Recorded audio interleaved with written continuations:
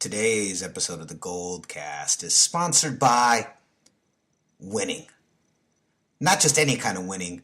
Winning 10 games in a row.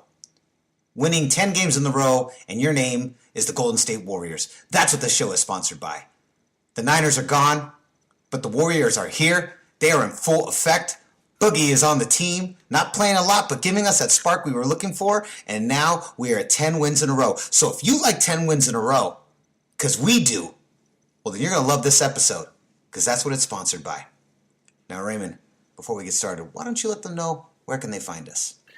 You can like us, as always, on Facebook.com/TheGoldCast. You can also subscribe to us via iTunes, YouTube, and Stitcher, all under the same moniker of The GoldCast. Like, subscribe, comment, because we love to hear from you. And we've gotten a lot of interaction lately, so we definitely want to address those people who have been reaching out. We always appreciate it.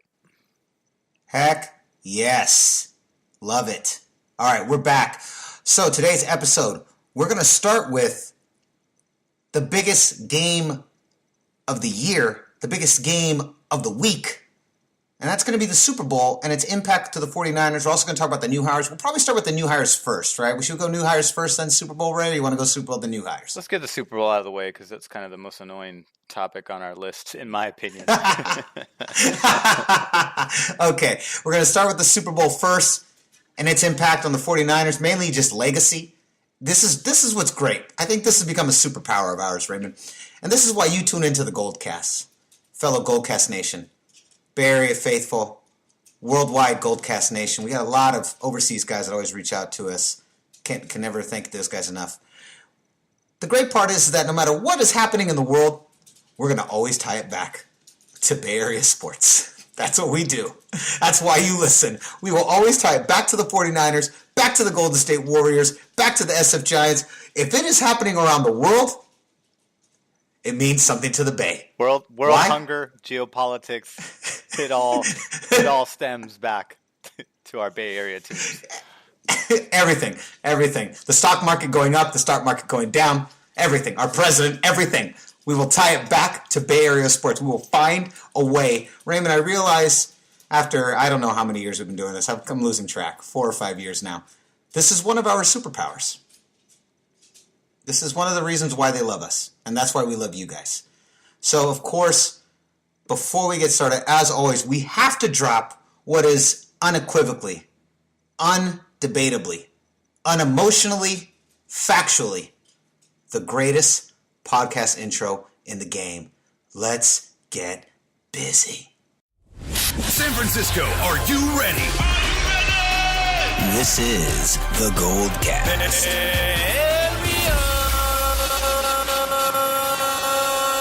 Boom! Welcome to another edition of the GoldCast. We are the voice of the Bay. I'm your host, Rudy Solis III, and with me is my brother, my co-host, Raymond Solis the First, baby. Boom! Yes. Here we are. Okay, biggest game of the year, biggest game in the world, the Super Bowl. I love the Super Bowl because it has the word super in it, and it also reminds me of my favorite superhero, Superman. It's a lot of supers, but that's one of my favorite things about the Super Bowl. So let's talk about this, Raymond. So first of all, we're really going to talk legacy in the 49ers and where this all lines up, and then we'll get to our picks. And we've already announced last week in a shocking development, in a shocking twist, that you and I feel we have no choice but to root for none other than the LA Rams, our storied rival. Not my most hated rival. Your most hated rival? The Seahawks Is the Seahawks your most hated rival? Whenever the Rams were relevant, we weren't, so there wasn't really a rivalry. There was a brief rivalry between Harbaugh and Carroll, but it was so short-lived that I still hate that team, but it's just they don't get under my skin like they did when Harbaugh was coach. Like, they got under my skin when Harbaugh was the coach, and Carroll and him were going back and forth, and their defense was modeled after ours, and NFL's a copycat league, so Seattle very much. A lot of the teams in the NFL were modeling themselves after the 49ers because we got so hot under Harbaugh so quickly. but it was so short-lived that there wasn't really enough time for me to like continue to like hate Seattle. Like they've been on the down skid, for quite some time. Even though they're still in the playoffs consistently, their team has been slowly degrading ever since the apex of back-to-back Super Bowls. And we actually have their best defensive back player. So I'm kind of okay with things right now. There's no one that really stands out that really gets under my nerves outside of New England. New England, I just can't stand them no matter what. To me, it's New England. They supersede Seattle and Los Angeles. Wow, just because they're there in the big dance again? Yeah, because they're there in the big dance, because everyone likes to compare them to the 49ers era and compare Brady to Montana. It just gets irritating. All right, so let's talk about legacy. Let's talk about how this impacts the overall legacy and the legacy stature of the NFL. See, so forever I used to say there was only 3 teams at the big boy table, right? I've said it on the GoldCast. I said there were the Pittsburgh Steelers, the Pittsburgh Steelers with 6, and the Cowboys and the 49ers with 5. Now, we had to add a 4th team to the big boy table when Tom Brady and the Patriots won 5. Right? Now there's 4 teams at the big boy table, which doesn't sound nearly as exclusive or as cool as 3. I don't know, it's only one more team, but 3 is like, gold, silver, bronze kind of thing. It sounds much more exclusive. Now, if Tom Brady, he already is considered by most people to be the GOAT because he surpassed Joe Montana. There was always a debate. Joe Montana was unequivocally the GOAT up until the debate really started to get close when he tied with 4. Then when he got 5, everybody in New England, and many people beyond were like, all right, he is now the GOAT with 5. Now if he gets 6, if he single-handedly brings the Patriots to the same level as the Pittsburgh Steelers with 6 and 6, I mean, unequivocally, he now has, as you said last week, he has many rings as Jordan does in football, as Jordan does in basketball. So let's talk about that first. But, that's the first part. I want to talk about that. What do you think about that? But then I've got a lot of legacy stuff we're going to talk about. So hit me on that one first. Well, like I said, it's no quarterback in the NFL needs as many Super Bowl rings as Jordan's NBA rings because it's just a different league. And that just goes against, the unspoken rules of NFL supremacy. Joe Montana was awarded that because he was the first to do it, or second to do it outside, if you want to get technical with Terry Bradshaw. But Terry Bradshaw, largely rode on the coattails of that defense versus the elusive footwork and, finesse passing. That was really what Joe Montana was all about. But to me, it's just annoying because it's like I don't want to hear the talks anymore. It's like this run has gone on so long. I'm bored. If you're a New England fan, it's great. If I was a New England fan, I'd be loving it. But I'm not. I'm pretty sure that every other fan base, to either some degree or a large degree, feels the exact same way. Where they're like, I'm tired of this team. I either want to see another team in there or my team in there. And I think that's a fair position to take. And it just seems ridiculous how many times they've gone. I think it's certainly impressive, obviously, on its own merits. Cheating aside, it's impressive to go that many times within a 15-year stretch. It's no, or 20 years actually. It's a 20-year run that they've had here. It's a really good dynasty that they've got going on here. But I'm just I'm over it. I'm not a New England fan. If they weren't shrouded with so much controversy, I'd probably be less what you would call it. I'd have less animosity towards that team. But the fact that there is controversy surrounding the way that they've won some of these titles just like rubs me the wrong way, because it's just like it's like, all right, well, it's great that they've done this, but there's always going to be this asterisk over their head. And the only people that are going to disagree with that asterisk are New England fans. And that's it. So they're in the minority. We're in the majority. So majority rules in my book. And we're tired of seeing this team, tired of seeing them win. LA needs to pull this out. I trust Sean McVay because he's a newer, younger, innovative coach. Bill Belichick is a fantastic head coach. He's had no living influence of legacy outside of himself, which is really kind of what the only knock on him is. Bill Walsh still influences the league to this day, and all of his subordinates went on to go and live on his legacy and have successful careers. A lot of them did.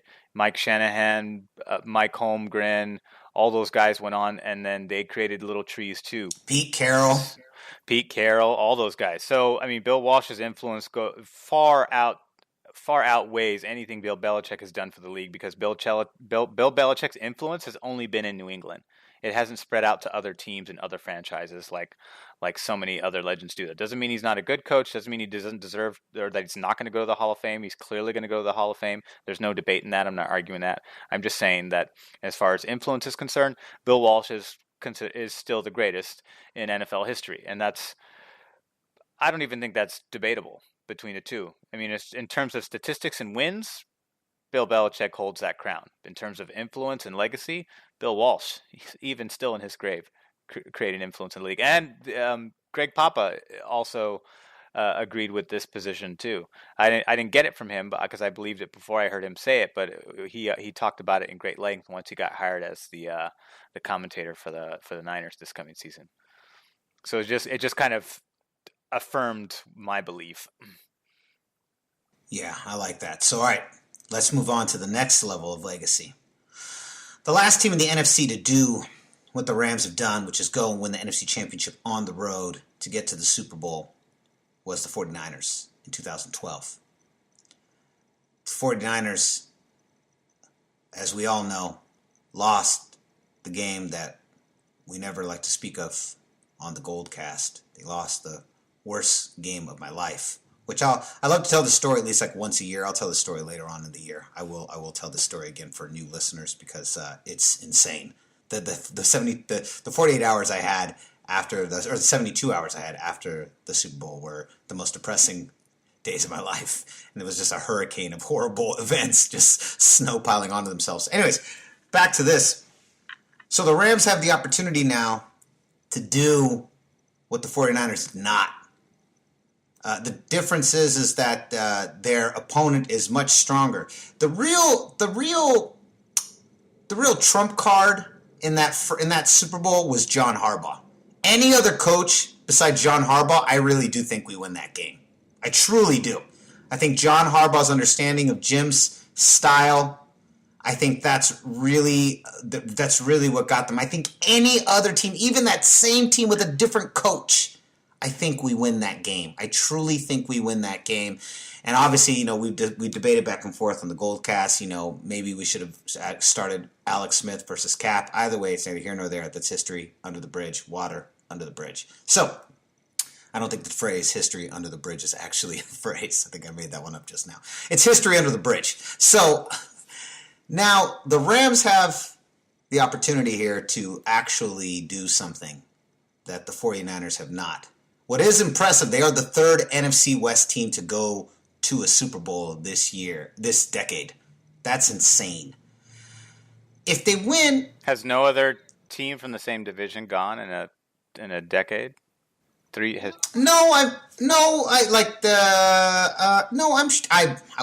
to fact check that. We don't always we pick and choose when we want to fact check things. I'm sure there have been other decades where whole divisions have gotten in, but I mean that's 3 of the 4 in one decade in less than a decade. 3 of the 4 in like a 7-8 year span is pretty good. You've got the Niners, Seahawks twice, and now the Rams. I mean it's pretty good for the NFC West. The NFC West is very competitive. 3 different teams, all in dominating fashion. So that's impressive.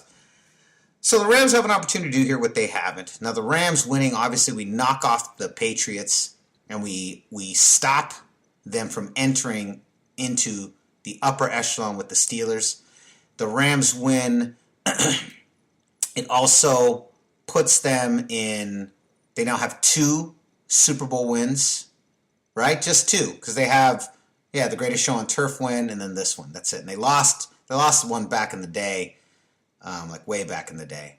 So we've got two of them. Now they also avenge their previous loss to the Patriots, as the Eagles did last year. Eagles avenged their loss to the Patriots in the Super Bowl. So if the Rams take this one, they avenge their loss. So I think overall, I almost feel like I'm now making a sales pitch to the GoldCast Nation. I feel like you almost have to root for the Rams, right? Because like you have to, like I don't care if the Rams really do lose, it'll be great because I'll be able to rub it in Rams' faces afterwards. I have a rule, and this I'm going to just tell this rule to the GoldCast Nation. I do have one rule, and I really do, because I think this is really shitty when people do this.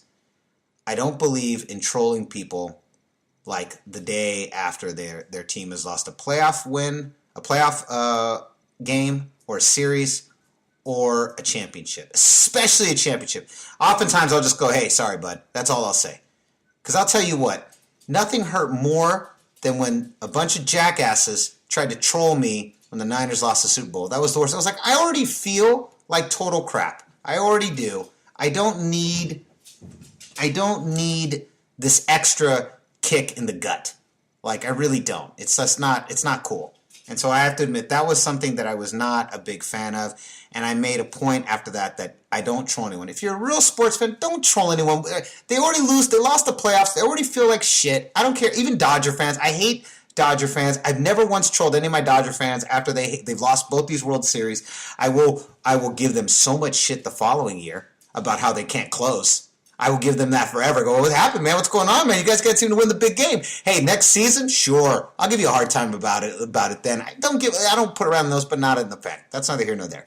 I'm going on some tangents here, but I think you kind of have to root for the Rams because I just feel like, okay, so they did what the 49ers didn't, not that big of a deal. They get 2, not that big of a deal. We still have 5, but. Again, this is kind of what we were talking about the same year that the Patriots faced Atlanta. You really just don't want the Patriots winning. Just disrupts the entire hierarchy of the Super Bowl mafia families, the 4 families of the Super Bowl, the 4 Godfather families. It ruins it. Yes, it's fine the way it is. We don't need any restructuring.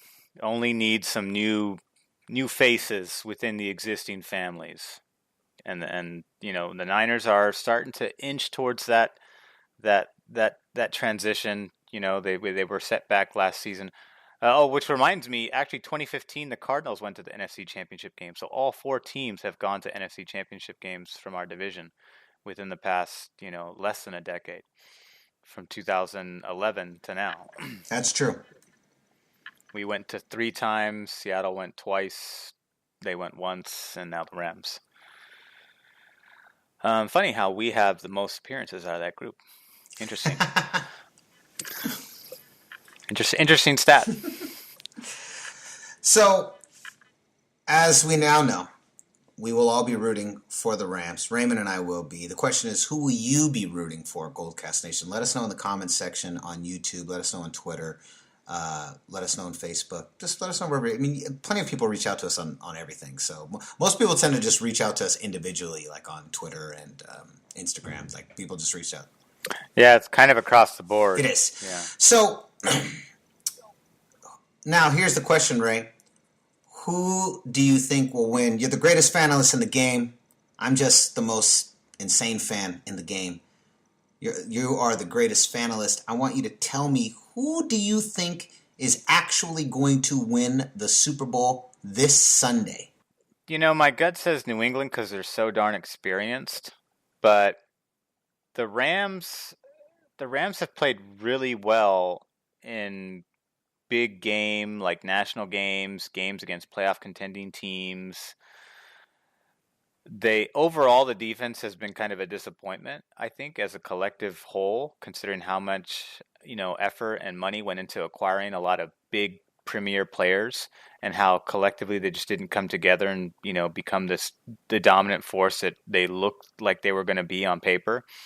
But in big games and in these playoff games, they've played really, really well together. And Ndamukong Suh's played well. Aaron Donald's played well. The defensive backs have played well. So I think that's the one edge that they have over New England. New England doesn't have a star-studded defense. They've got some players over there and certainly some Pro Bowlers too, but They don't have the same collective talent that LA does, and LA has an edge because of that. And they've also played well in all of the majority of the most important moments throughout the season, including the playoffs. So I expect them to, you know, to exhibit the same level of urgency and and and effectiveness that they have in all the aforementioned games. So I think that if they can, Kansas City's one flaw was they couldn't get to Tom Brady. And even though they have three really good pass rushers on that team, they were largely inconsistent all season, meaning that the sacks weren't timely enough, obviously because they had to shoot out every team to win most of their games. So even though you have three guys, two of them in double-digit sacks, but you still have a terrible defense that gives up a lot of points, a lot of yardage, a lot of running plays, something's obviously off. With the Rams, I think that's a different case. It's a much more potent group, much better group. They're much more effective in the timeliness of their big plays. So I think that if they can do that, if they can disrupt Tom Brady, I mean, if you disrupt any quarterback in the NFL, you're going to have a really good shot at winning games because the throws are going to be off. It's going to lead to tip balls, deflections, interceptions, fumbles. So if they can do that, Aaron Donald's a master at that. I'm pretty sure he's going to get Defensive Player of the Year again. I think that they've got a really, really good shot, but it's going to come down to defense for LA's side. And on the offensive side, it's obviously going to come down to Gurley, and that's what's going to be New England's focus defensively. Is we take out Gurley, let's force Jared Goff to beat us with his arm. Again, that's the same. If it was me, that'd be the game plan I'd be shooting for. So I think that's what New England's going to try to do. They're going to try to stop and contain Gurley and force Goff to beat him with his arm. And on the opposite side, New England actually has a pretty good running game too. They have a committee of backs that do pretty well. So LA is going to really have to stop that. But more importantly, they're really going to have to, because New England doesn't care. If you stop their running game, they don't care. They'll pass 80% of the time and not even break a sweat. So you really do have to stop Tom Brady. It's the reverse with that team. So with the Rams, you have to stop Todd Gurley and then force Goff to make mistakes. For New England, you have to stop Tom Brady because they don't have a running game that's going to just run all over you if you stop Tom Brady. They can't. They don't play that way. They rely on the pass more than they do the run, even though they're more balanced this year. So I think the game plan still remains the same. Disrupt the passing lanes, get your hands up, get in his face, hurry him, sack him, strip him. They got to do all that stuff, and they got to do it all game long. They can't just do it for 2 quarters and put up a lead and expect everything to be fine. It doesn't work that way. Tom Brady's proven that over and over and over again, albeit annoyingly, but he's done it. So if the Rams can do that, they've got a really good shot, and that's what I'm banking on. Even though my gut kind of says New England, my analytical mind is saying, all right, the Rams can do this if they just stick to this plan. So hopefully they do that. So emotionally, I want the Rams to win. Okay. So I agree with you. Emotionally, I want the Rams to win. And I almost threw up in my mouth just having to say those words, but it is the truth. And when you signed up to listen to the GoldCast, you signed up for the goddamn truth. So, all right. Here's what I think. I think we have a really similar situation this week to the one we had 3 weeks ago when the Eagles beat the Bears. I thought the Eagles, and we're going to go back another year, I thought the Eagles did to the Bears what the Atlanta Falcons had did to the Rams the year before. I thought the Rams were the better team, but the Falcons had more experience, and they'd been there before, and they used that against the rookiness, that a rookie coach, and I don't mean a rookie quarterback, it's his second year, but they were all rookies as far as playing in the playoffs as a collective unit, right? The Rams had not been there in many years. And the Falcons took advantage of that, and they beat them, and they were able to squeak by, and then they got roasted in the next round, right? This year, I believe the Bears were the better team. They were the better team, not just statistically, but not just on paper, but on the field. They were the better team. And I think the Eagles had been there before, and they were able to take advantage of that. and they were able to squeak by the Bears and then get into a round that maybe they didn't really necessarily belong in, but hey, they got there mainly on experience. They say on the back of Nick Foles. Nick Foles did not play that great at all. They got there on the back of that defense. Unfortunately, the Bears' offense just was not enough there when they got into trouble to pull them out of trouble. If they had a more efficient quarterback, they had someone with a better skill set, they probably would have been able to get by no problem, right? But once that offense started to get behind and crumble, that was it, right? Okay, so now I feel that way about the Rams. I feel like the better team that should have been in the Super Bowl is the New Orleans Saints. I feel like the better team is not there, and I think that the New Orleans Saints 2 years in a row kind of got by on a technicality. You know what I mean? They got by on a technicality. They got by on something that they got by because of that huge no call. And granted, the Saints had other opportunities to win it, but just if you call the pass interference, if you make that call, then you have to bring the ball down to the point of the penalty, and we have an entirely different game with so little time left on the clock. You have an entirely different game. So I just feel like the Rams weren't the better team. The Saints were the better team, but the Rams squeaked by, but they really weren't supposed to be there. And so now what you have is you have a team that's really good. Okay, the Rams are really good. I'm not saying that they're not. They're an excellent team. All four of these teams from Championship Sunday have the talent and the skill to be playing at the Super Bowl. There's no question about that. But I do feel like the better team did not win 2 Sundays ago. And I feel like this team that got by a hair, I don't think they have what it takes to beat the New England Patriots. I think Belichick and his ability to scheme defenses, I think he's going to confuse Jared Goff. I think he's going to get the better of him. I think they might try to take away the run, which I think they can. Gurley hasn't really played very much, and he hasn't barely played at all. Hasn't looked 100% either in this stretch. No, he hasn't. He's been sharing time with C.J. Anderson. Well, C.J. Anderson basically took all the snaps last week. He took all the snaps. So maybe they're holding him. Maybe they're going to unleash him this Sunday. I wouldn't be surprised. Of course, there's saying you're going to stop Gurley, and then there's actually stopping Gurley. Those are two different things. I don't think Jared Goff has played that great in the second half of the season. He had a couple of amazing throws 2 weeks ago, but overall hasn't looked as dominant. I mean, he was in the MVP conversation through the first 8 weeks of this year, and now he's not. So I feel like, just looking at the landscape, as much as I want the Rams to win, I don't think they're going to. I think Belichick and his defense is going to confuse Jared Goff. I think they might take away the run and force Jared Goff to beat them with his arm. He's got a great arm, and he's pretty accurate when he wants to be, but I think ever since Cooper Kupp went down, that offense has not been the same. Cooper Kupp, it was his favorite target, and Cooper Kupp opened up the entire offense. And ever since Cooper Kupp has gone down, they've had a lot of trouble finding a wide receiver that could take that spot, that could open up and spread the offense. Right? And they have had a lot of trouble with that. Robert Woods hasn't really lived up to it. He hasn't really been at the level. I agree with you that their hope is in that defense. If Aaron Donald can get to Tom Brady, then we have ourselves a game. And that's really where it is. Okay, so here's the flip side to it. The flip side to it is that the Rams defense has slowly but surely started to playing to their build, weight, and height.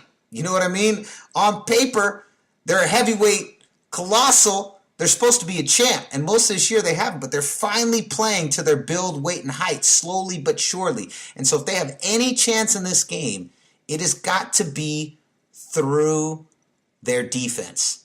And their defense has to get to Tom Brady. But of course, saying that they have to get to Tom Brady and then actually getting to Tom Brady is another thing. Of course, I think this defense is a lot better on paper and on the field than Kansas City was last year. But that's what I think. I think I think the Patriots defeat the Rams. I'm going to go 31-28. Patriots. If you were to drop a score, what would you say? Probably something like 35-31. 35-31 Rams. All right. Well, I hope you're right. I really do. So what say you, GoldCast Nation? Let us know in the comments, what do you think is going to happen? And now let's move on, because there's some big news relevant to today. Now, first I want to get to our buddy Andy Laird's comment. Andy Laird's all the way from the UK, big Niners fan.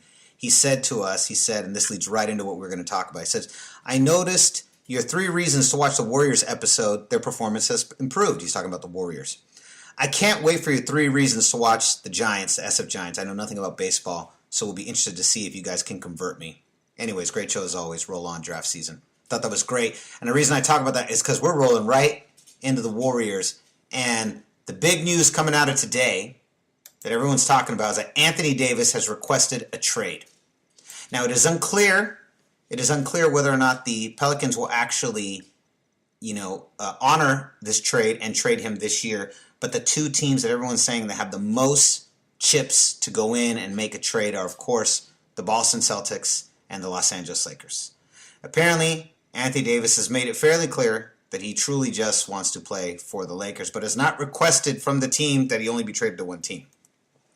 So, again, the Pelicans don't have to do anything. And in fact, they've been really upset. They've been feeling like there's been tampering going on. They've requested that the NBA look into tampering as they feel that's happened. Come on, we all know that's happened, right? Like everybody and their mom has tried to recruit him. Draymond's tried to recruit him. LeBron's tried to recruit him. No one has hid that that they don't want Anthony Davis on their team, right? So here we go. So here the question is, Raymond, how does this impact the season? Warriors on a huge 10-game win stretch. Boogie Cousins has not played much, but has done what he was brought in to do, and that's kind of give them a spark, put some new blood in there. They really do look rejuvenated and refreshed, and they are on beast mode right now. So the question is, what exactly does this trade mean? If he goes to Boston or to LA, what is the impact to those two teams as far as the playoff positioning? What are we going to see? What do the Warriors have to be worried about? Well, I think they have to be worried if he goes to any team, because he's a two-way player. So he can shoot well, he can post up well, and he can defend really well. He's an incredible defender. So he's top 5 in that category. So any team that gets him, it's like the equivalent of getting a Kawhi Leonard or someone like that, a two-way player, a Klay Thompson, even though Klay Thompson's a little bit more on the humbler side of the defensive statistics.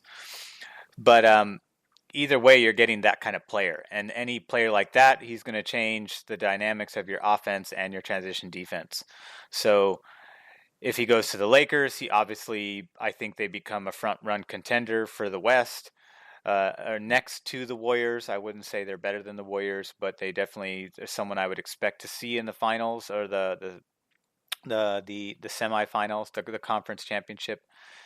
If he goes to someone like the Celtics, then I think they're a shoo-in to go and represent the East with a player like that. I don't expect any of this to happen soon. I mean, we have a trade deadline coming up on the next month. Not this week, but next week on the 7th. So, the Pelicans stated that they're going to do this on their time, and it's going to be, on their terms. So, if Anthony Davis is going to blindside them with a curveball mid-season, we're actually past midway point in terms of games played, then, I would, as a team owner or a general manager, I would say, all right, that's fine. We're going to trade you, but it's not going to be on your terms. It's going to be on our terms because you're under contract for us. So you're paid to play for us. So if you don't want to be here, we're going to do what's best in the interest of our team. So that doesn't necessarily guarantee that you're going to get to go to the team of that you truly want to go to. If that ends up being LA, LA is going to have to give up quite a bit in return, which means they're going to lose one or two starters on that roster in addition to a first round or more draft picks. A first round draft pick has to be included in this package no matter what team it is. I don't care who you are. You're giving up a starter, you're giving up some bench players, and you're giving up some draft picks, including a first rounder for Anthony Davis. He's just that good. He's young. He's in his prime. He's been in MVP conversations. He defends as well as he scores. So you're getting a tremendous deal no matter what team you are, but it's going to come at a heck of a price. I'm not sure. I think LA is in position to make that decision. I'm sure they would be, knowing them. But the question is, will it be enough, to entice the Pelicans to make that move? And will it be will it be this season, or will it be next year? That's the only question, really. Is when and who, and for how much? That is the question. So I was reading on some reports, and according to what I've been reading on the reports, he does not want to go to Boston. I mean, who the hell does? He doesn't want to go to Boston. He wants to be traded to the Lakers, but of course has not requested I'm only going to be traded to this team. He's not, well, he is in that position. He's also not in that position. You know what I mean? Like, it's a little bit of both. And I could see the Pelicans potentially just going, screw it, we're just going to hold you till, I don't think he becomes a free agent until 2020. So, it's still some time away. So, they could. It's very similar to the Leonard deal. So Leonard requested a trade. It was kind of abrupt and surprising to the team that he was disgruntled. And even then, the Spurs said, all right, well, if you're going to get traded, that's fine, but it's going to be on our terms. And it's going to be, you're not going to go to any team you want to go to. So, they chose the team with the best deal, a star for star, picks for him.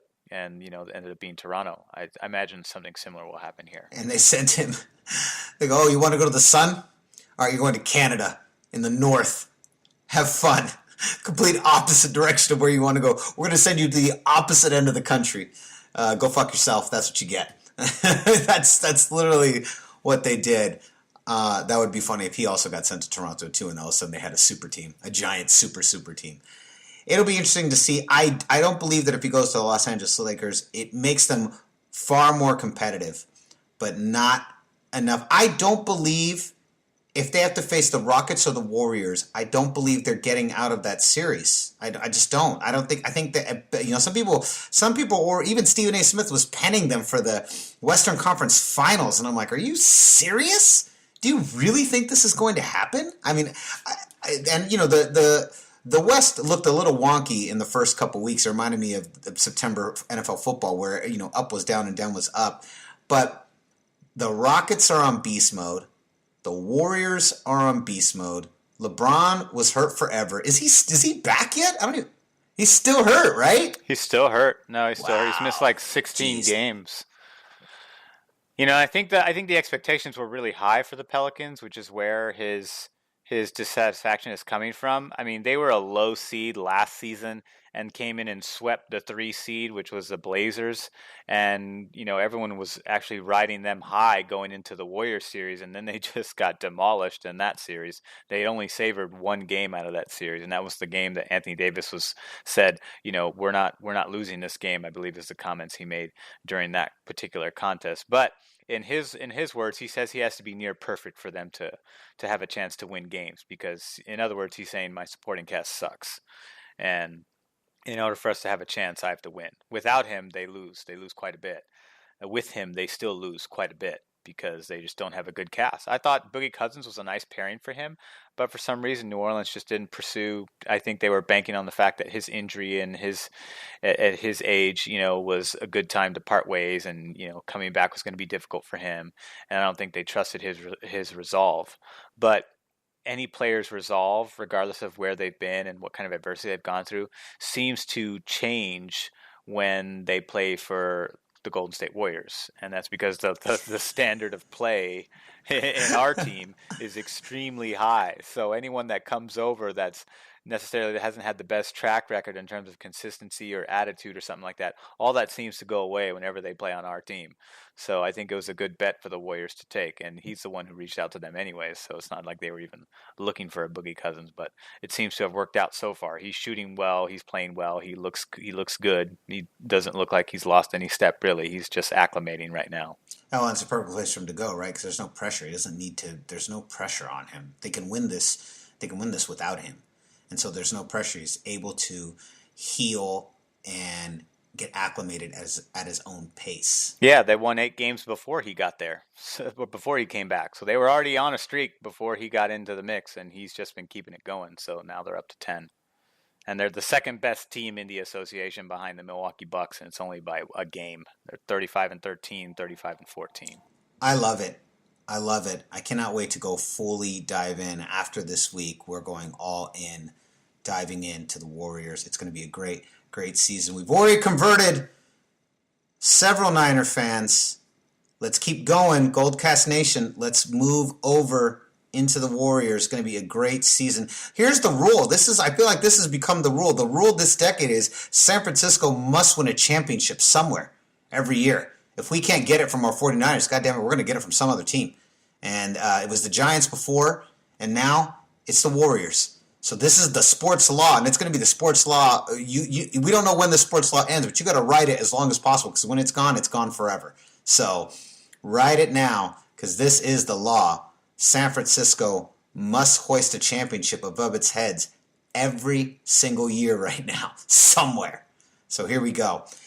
Now, Raymond, let's go back. Last week we were talking about all of the 49ers blocking. They blocked all of these coaches and have since done an about-face, and now we have a new staff underneath Kyle Shanahan. Can you break down what happened and who are the new staff members? Well, we've finally hired a quarterbacks coach who actually used to be with the team. Shane Day, I believe is his name. Yeah, Shane Day for quarterbacks coach. We've hired Chris Kokurek. I don't know if I'm pronouncing that right. He's the new defensive line coach. And we've hired Joe Woods, who's the defensive back coach. So Jeff Hathley went to go be co-defensive coordinator at Ohio State, I believe.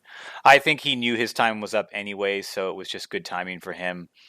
And our defensive line coach, we've been last in sacks and turnovers for the last 2 seasons. So we've been among the close to the bottom of the barrel in both those categories. So definitely needed some change there.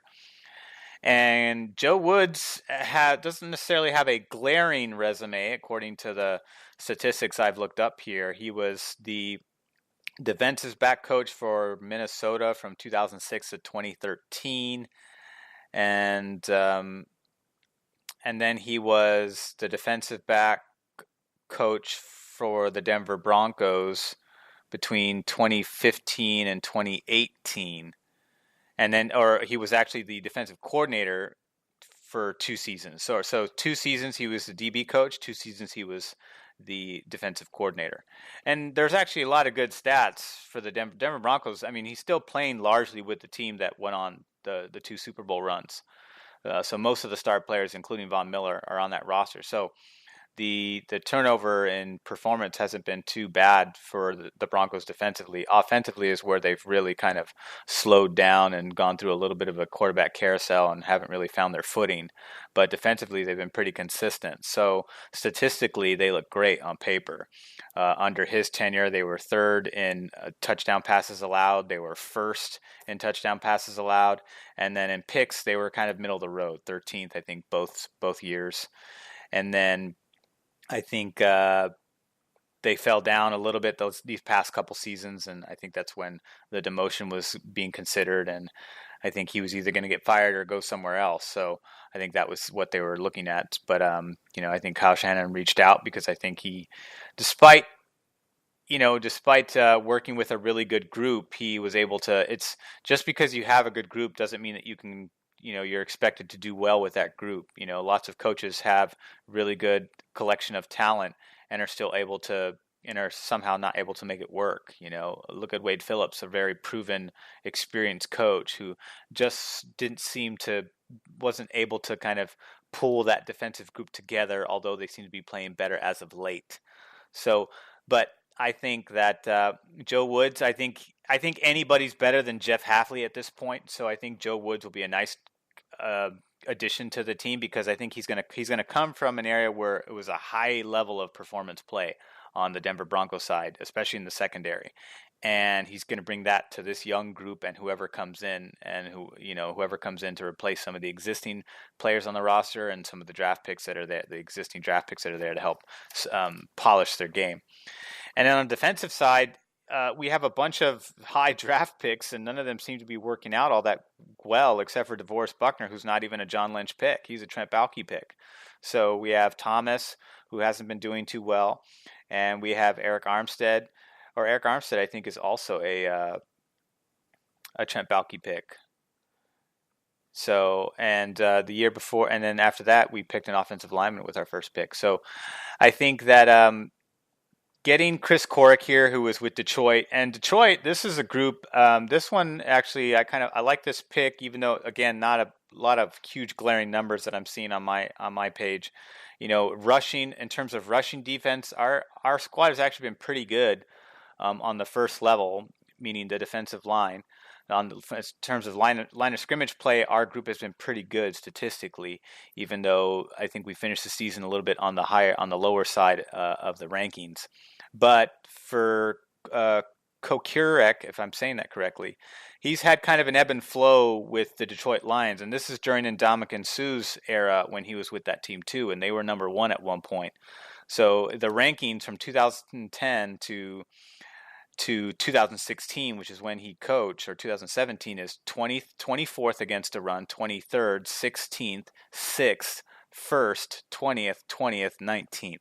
So if this was a graph chart, you can kind of see a little mountain shape appearing on the graph, where they started off bottom of the barrel, they had an apex, and then they came down a bit.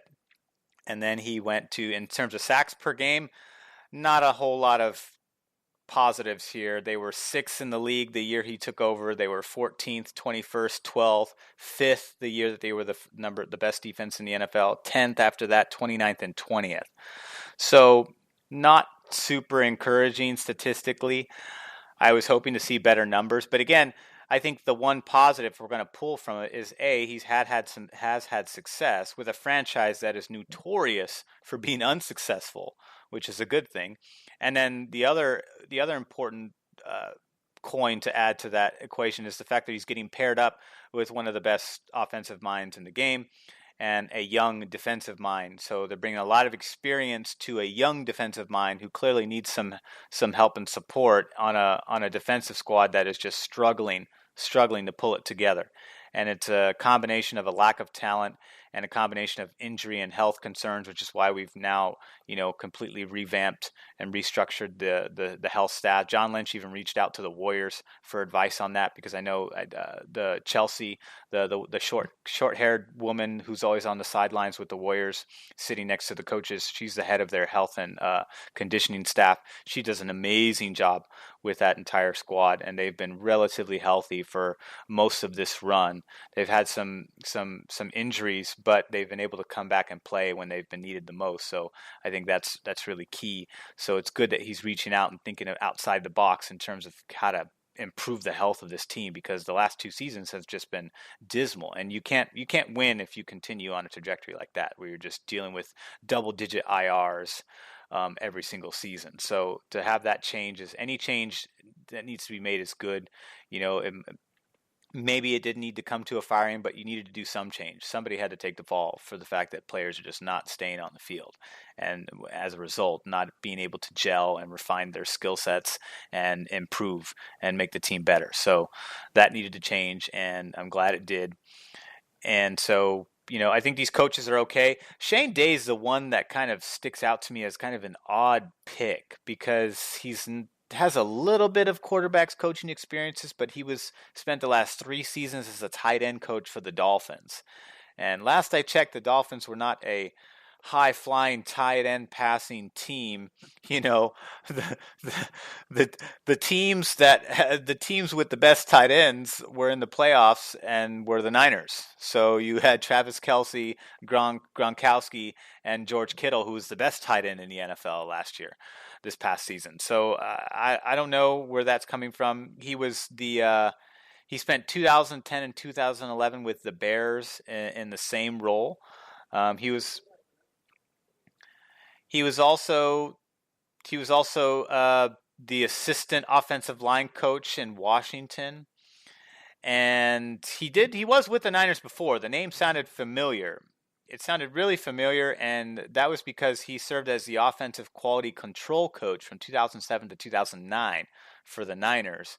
This is during the Alex Smith era, and he worked with the quarterbacks in 2007, he worked with the running backs in 2008, and he worked with the offensive line in 2009. So, I mean, in that regard, he's worked with except for wide receivers, he's worked with every level of the offense. So he has some experience earlier in his career, and then he kind of bounced around between offensive line and tight ends between the Dolphins and the Bears, and now he's back to quarterbacks with us. I thought we would hire within. Maybe LaFleur would get that job, but they went outside the box with Shane Day, so I'm not sure what they're thinking there. But if there's any area of the 49ers growth that seemed to us that hasn't really that hasn't made me feel discouraged, it's the offensive side of the ball, because I trust Kyle Shanahan's mind and his knowledge of experience in terms of working with coaches.